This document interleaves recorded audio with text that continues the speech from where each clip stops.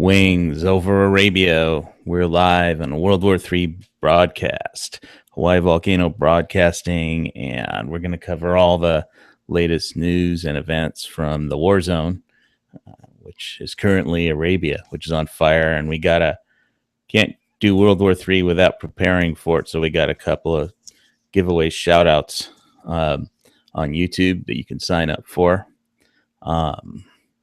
We got Massachusetts Prepper, and I've got the link in the video information, and I'm going to put it on gunchannels.com/HVS for Massachusetts Prepper. He's got, I think, a 2-part giveaway, one for subscribing and I think a kind of Leatherman deal and some other stuff. And commenting I want in, and then another one if you do a shout out. So let me put that link in. To grab that link, 1 second. Or you just, I can't spell Massachusetts without like looking at it. So let's see where my link is on that sucker. Try and get all the links in HVS. Right.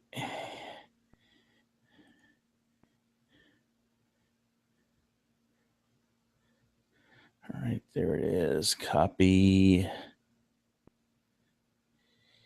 They give you such a small little screen on YouTube for your notes.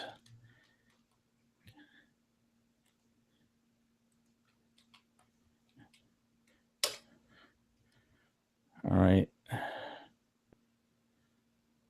Now did that come out right? Let's see if it matches.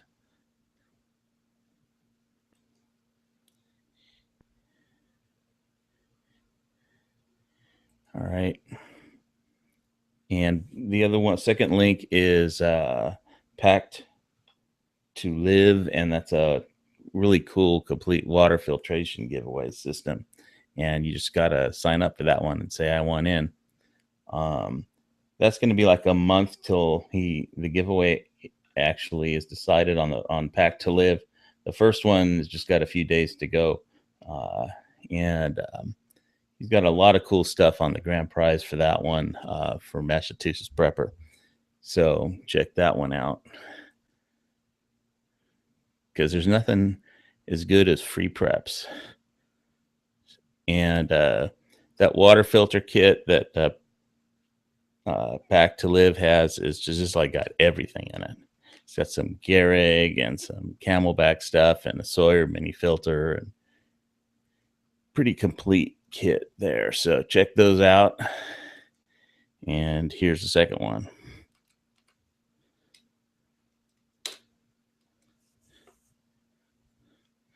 Okay, so they should all be on the links and giveaways in the info below. So anyway, back to the chat. We had some pretty interesting stuff happen last week. Last Thursday, ISIS shut down 11 French television stations and their websites completely. And that was with some kind of malware that they had pre-installed, and they had penetrated the systems, and they just needed to pick a date. All right. Then Friday and Saturday, Russia calls an emergency UN Security Council meeting and circulates a paper asking for a humanitarian pause in the bombing of Yemen by Saudi Arabia with F-15 fighter jets. And that was Friday and Saturday where they were circulating this paper. And then on Sunday, Saudi Arabia closes the airport so no Russians can leave, and closes the airspace anyway. And then they bomb the Russian embassy into just complete rubble. There's nothing left but just little stones, little miniature stones of what used to be their basic spy base. So Iranian Revolutionary Guards can't get out or in, and neither can the Russians. Um, and then on Monday, Russia hacked the White House. And so then on Tuesday, Kissinger and Schultz uh, have a Wall Street Journal op-ed that pretty much panned the Iran deal. And everybody comes out and piles on like it's a big football game there. So interesting stuff happening over in Arabia because it is on fire.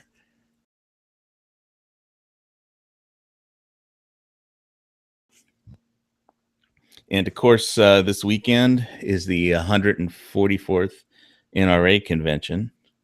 So we got a lot of prepared, well-armed Americans, or at least well-armed.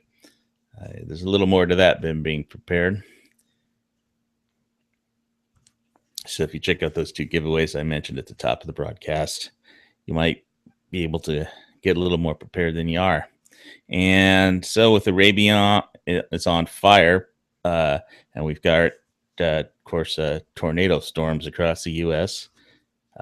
Putin is meeting with Kim Jong-un, who is busy with his North Korean pleasure squad recruiting activities, just like our mayor in the Honolulu Korean hostess bars in Hawaii, charging hostesses to the government credit card, and his Kailua Kona Ironman triathlon bike that he bought for $1,900. Put that in the card, and a surfboard, $1,200 surfboard, man.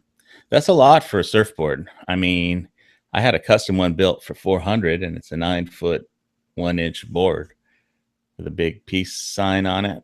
It's a pretty cool one.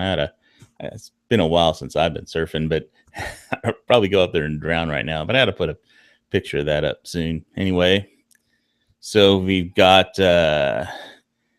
okay, Hillary make her announcement.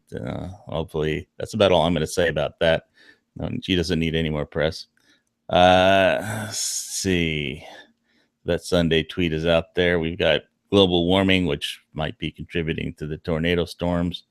And so we have all the Arab armies are basically, going to be fighting in Yemen now. The Saudi Arabia had purchased a $24.6 billion worth of F-15s and about 14,000 TOW missiles from the United States, and like the largest military purchase in the history of the world, and by dollar amount anyway.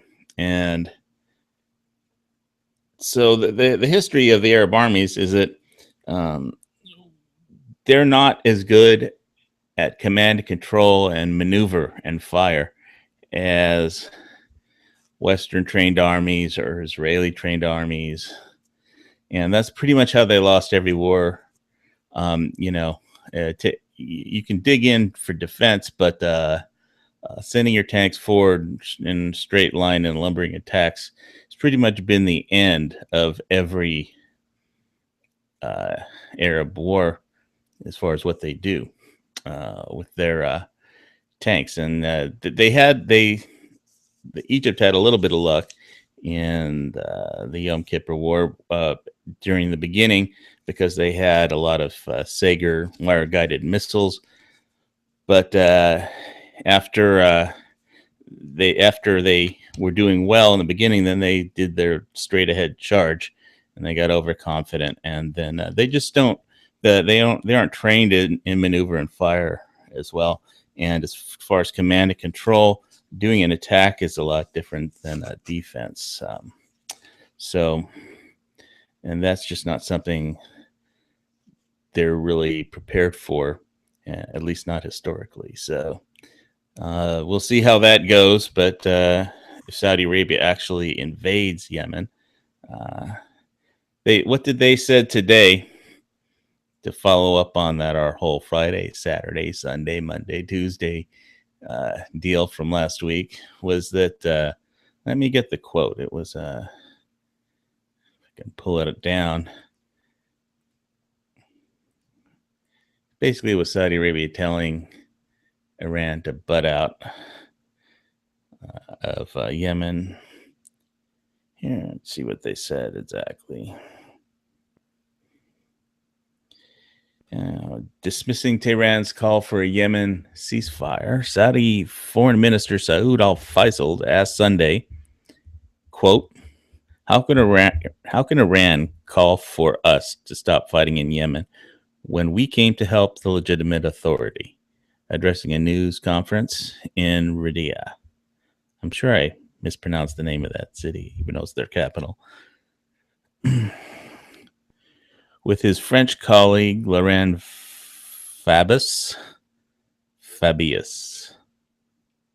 Fabi? Well, we'll just call him Laurent. The Saudi minister stressed Iran is not in charge of Yemen. So basically, you've got the Iranian guards trapped there, the Russians trapped there, because this airspace is closed, and they have to. Everybody is sneaking out or trying to escape by boat to Djibouti across the Gulf, across the Straits of the Red Sea there, and the Gulf of Aden, with the little Straits of. So if I pronounce this right, Bab al Mandab. It's as close as I can get. So that brings us to the number one threat to America at this moment is Cuban cigars. That's right, because Obama is playing footsie there with Raul Castro. And the history of the Castro brothers has gone way back. And, they were just about to crumble. And he wants to throw him a lifeline because Russia can't afford to send them money, and Venezuela can't afford to send them money, and those are their two financial backers. So we'll see how that pans out over the time, but it's hard to say what they've been doing there in Cuba for 50 years, but generally when somebody completely runs out of money, like the Castro brothers are about to, or were about to, that's pretty much the end of their regime. But it has been 50 years, so we'll see what happens with that. I don't know if everybody's going to want to get cancer from smoking a lot of high-priced Cuban cigars, but that is the number one threat to America right now. Cuban cigars. Let's see. And so you have to ask yourself, what rifle do you want in when the Iran finishes? They have ballistic missiles right now, but they don't have intercontinental ballistic missiles. So when they do get one and figure out how to put a nuke on it, then what rifle are you going to want with you when World War III comes to a theater near you? And so I'm going to have to figure out whether it's my Tavor or an AK. I saw recently that Tavor has, there's a new buttstock pad available for it from Manticore that looks pretty nice. It's a little overpriced, $70 for a buttstock pad, but it's kind of got a different ergodynamic curve on it. So it might be worth it if it's going to be your main battle rifle. So check that out at Manticore's website under their Tavor section. So let's see. This is probably going to be not too long of a chat. Couldn't get anybody too early on gunchannels.com. Let's see.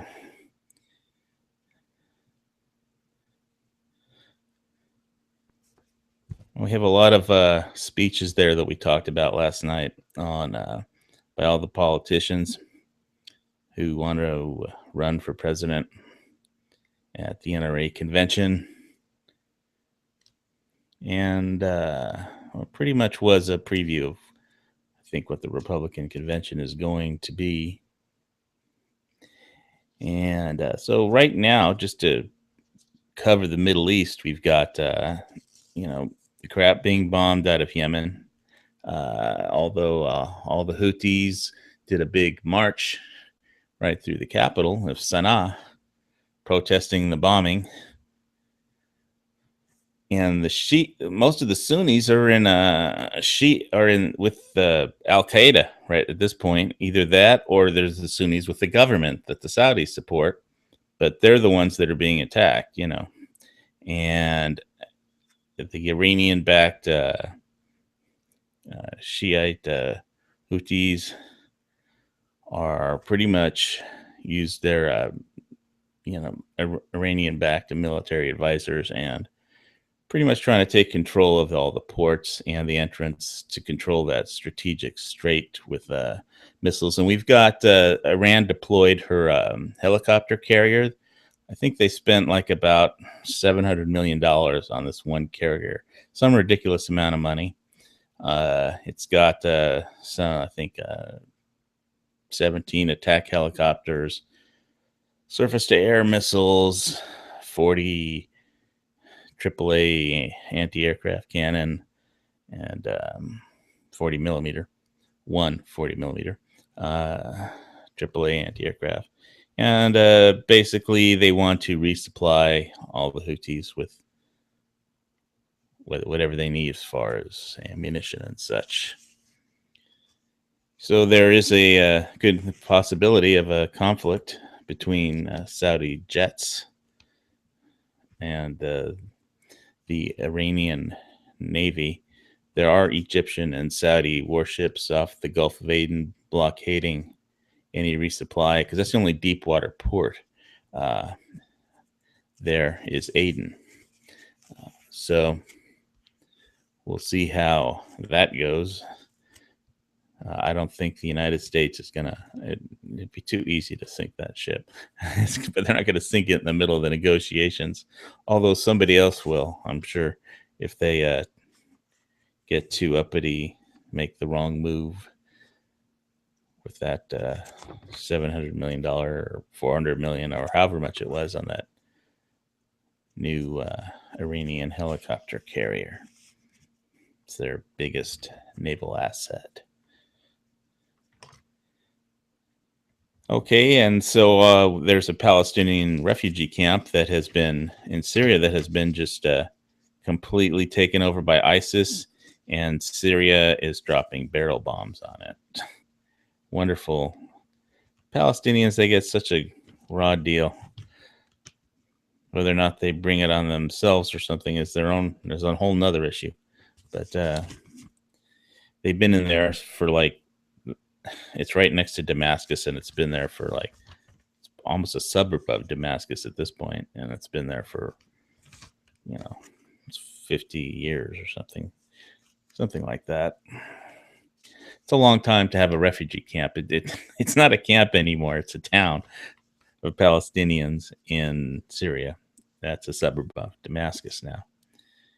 And so they've been taken over by ISIS and bombed by Assad with barrel bombs, and the UN, Ban Ki-moon, says how terrible it is, which it is. Let's see what else we got going on.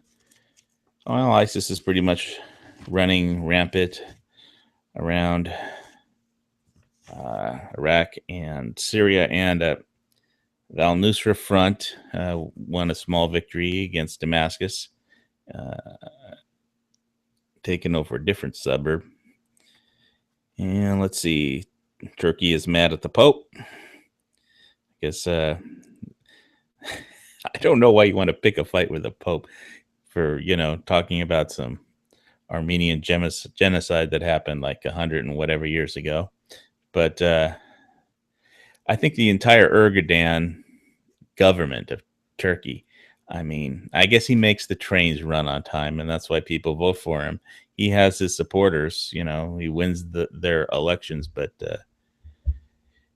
again, it's so he wants to be, he sees himself as something that he's not in the Muslim world, and I don't think Europe really wants to have anything to do with Erdogan, even though Turkey is a member of NATO. They're kind of like the problem child member of NATO. And of course, there's Putin, the big question people are asking themselves now is he going to invade the Baltic states? That would be something. We do have the United States has one brigade in each of the three Baltic states, Estonia, Lithuania, Latvia. And if he were to roll his tanks in that direction, would be a big conflagration coming down from that. Europe always pans the U.S. and tries to blame the U.S. for everything. But if they can't defend themselves, if they don't choose to develop the resources to defend themselves, America doesn't have any more armored assets in Europe anymore at this point. They're just all the tanks are gone. They're in storage somewhere in America. I don't know where they all went, but there's none left in Europe. So, because it's very expensive to keep them there. And we don't want to spend the money on that anymore. And they should buy their own tanks or buy a lot of anti-tank missiles. Russians not too hard of a nut to crack if they want to attack, but you can't just say, well, wait a minute, we signed this treaty for NATO, so you have to defend us because we can't defend ourselves, and we're not going to spend any money on it neither. So, because if they don't want to spend money to defend themselves, I don't know why they think we are. We have that treaty, and it would be very interesting to see what happened if Putin rolled tanks up to the border. So if Putin is going to get more uppity and do some, at the least he'll do is more killing in Ukraine. They're like the canary in the coal mine almost for Europe at this point. So let's see if there's anything else going on in the world.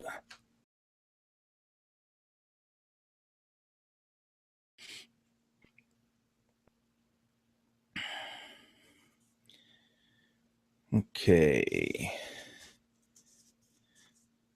I think I covered most of it. We got Boko Haram has pledged loyalty to ISIS in Nigeria, and they're raiding cities and towns.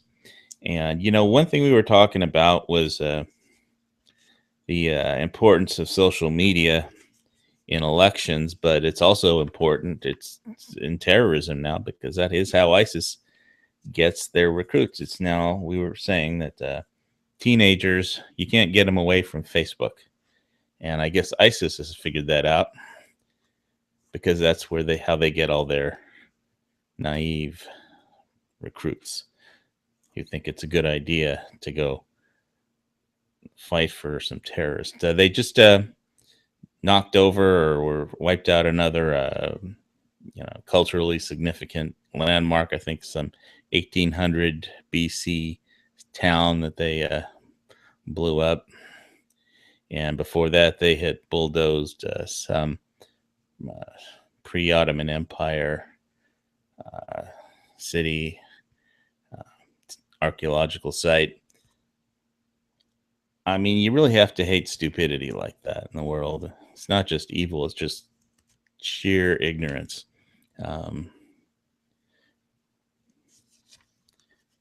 But that's the Middle East for you. So that's what the question is coming up with the next elections is like, what do we want with our next president? And I can tell you, as somebody who was around when Reagan was president, I